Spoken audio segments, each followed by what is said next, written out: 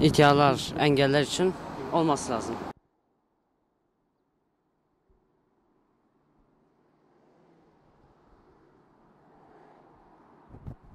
Çünkü Urfa'da, Malatya'da ve hatta büyük şehirlerde hepsinde asansörler vardır. Yani yaşlılar için kullanıyorlar.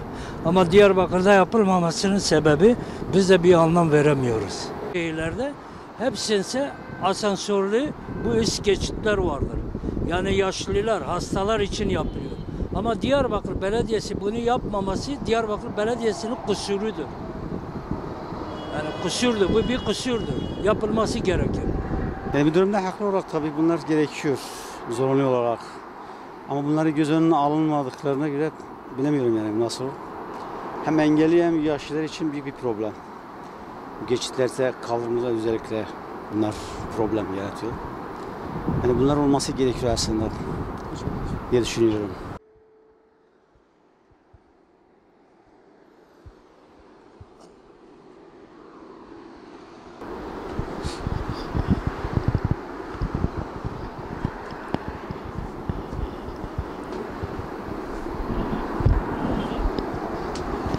Hani nefesimiz kesildi, vallahi tutamıyoruz yani.